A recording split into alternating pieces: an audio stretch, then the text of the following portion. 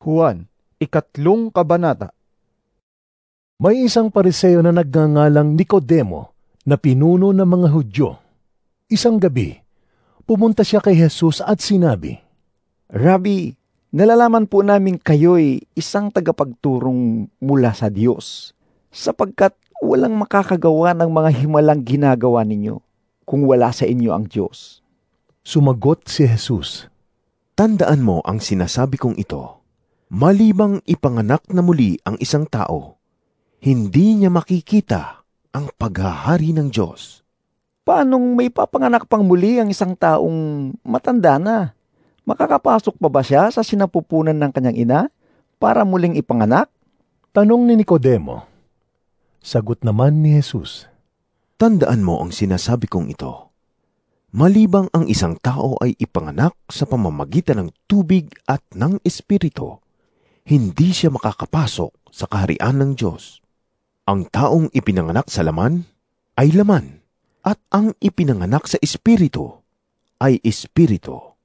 Huwag kang magtaka sa sinabi ko sa iyo.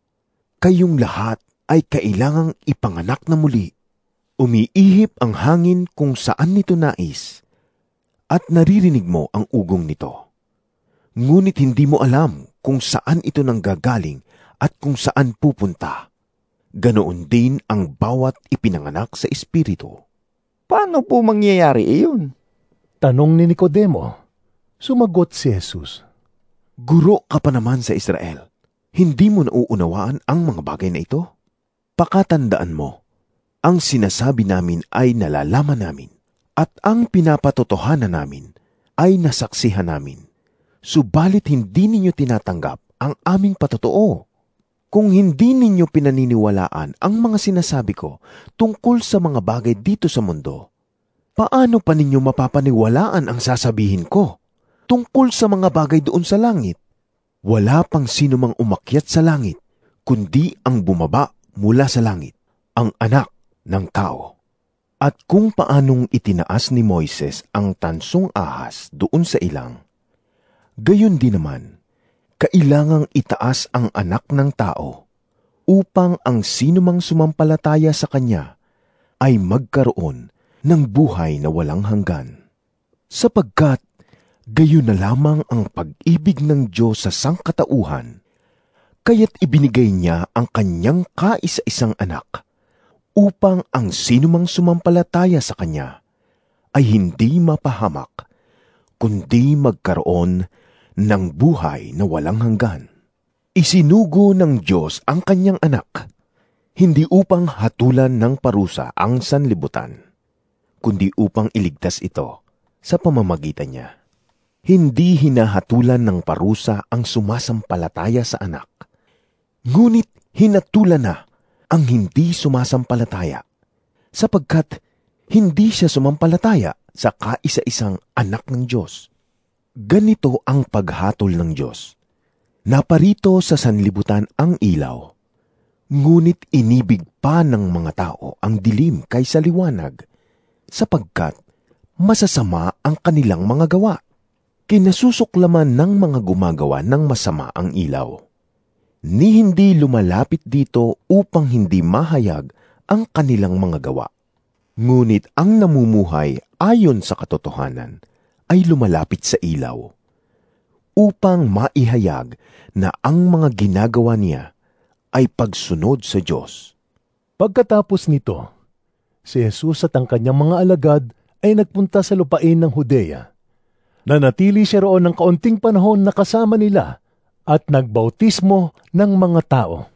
Samantala, si Juan ay nagbabautismo naman sa Enon, malapit sa Salim, sapagkat maraming tubig doon. Pumupunta sa kanya ang mga tao at nagpapabautismo. Hindi pa noon nabibilanggo si Juan. Minsan, nagkaroon ng pagtatalo ang mga alagad ni Juan at ang isang Hudyo tungkol sa ritual ng paglilinis. Kaya't pumunta sila kay Juan at sinabi sa kanya, Guro, naaalala pa po ba ninyo ang lalaking kasama ninyo sa ibayon ng Hordan na inyong pinatotohanan? Siya po ay nagbabautismo rin at nagpupuntahan sa kanya ang lahat. Sumagot si Juan, Walang sino mang tatanggap ng anuman, malibang ito'y ipagkaloob sa kanya ng Diyos. Kayo mismo ang makakapagpatunay na sinabi kong, hindi ako ang Kristo. Isa lamang akong sugo na mauuna sa kanya. Sa isang kasalan, ang babaeng ikakasal ay para lamang sa lalaking ikakasal. Ang abay na naghihintay sa pagdating ng lalaking ikakasal ay lubos na nagagalak kapag narinig niya ang tinig nito. Gayon din naman, lubos na ang aking kagalakan ngayon. Dapat siyang maitaas at ako namay maibaba. Ang mula sa itaas ay dakila sa lahat. Ang mula sa lupa ay tagalupa at nagsasalita tungkol sa mga bagay sa lupa. Ang mula sa langit ay dakila sa lahat. Pinapatotohanan niya ang kanyang nakita at narinig. Ngunit walang tumatanggap sa kanyang patotoo. Ang tumatanggap sa kanyang patotoo ay nagpapatunay na ang sinasabi ng Diyos ay totoo. Ang isinugo ng Diyos ay nagpapahayag ng mga salita ng Diyos, sapagkat lubos ang ipinagkakaloob ng Diyos ang kanyang espiritu. Iniibig ng Ama ang anak at ibinigay niya rito ang pamamahala sa lahat ng bagay.